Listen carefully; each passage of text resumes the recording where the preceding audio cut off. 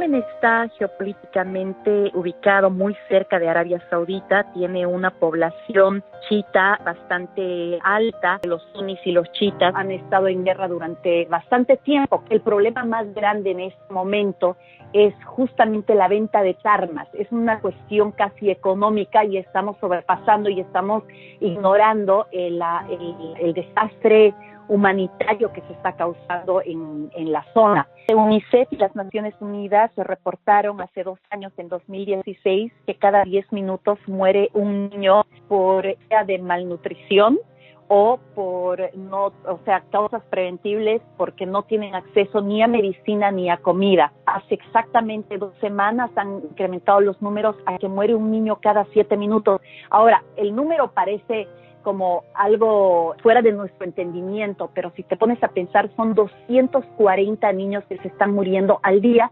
sencillamente porque no tienen agua, no tienen comida y porque no los pueden atender, porque se están muriendo de una neumonía. Olvídate de la cantidad de gente que se está muriendo por los bombardeos. Tienes a un niño que muere cada 10 minutos y una persona, sea adulta o niño, cada 20 minutos por cólera, sencillamente porque no hay gas para cocinar, para hacer fuego, ¿me entiendes? Y no hay agua limpia. ¿Cómo puede llegar a ser el conflicto humanitario, la crisis humanitaria más grande de los tiempos, y que nuestros medios de comunicación no estén hablando de este tema por lo menos cada día?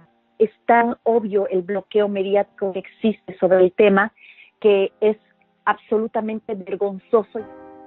Por supuesto, estos países tan poderosos han comprado muchos de los medios de comunicaciones, como las corporaciones más grandes que dominan. Es por eso que la desinformación en la guerra de Irak, de Afganistán, de Siria, de Yemen es tan grande, porque ¿cómo puedes vos llegar a entrar primero para reportar desde el lugar de los hechos en Yemen? No puedes.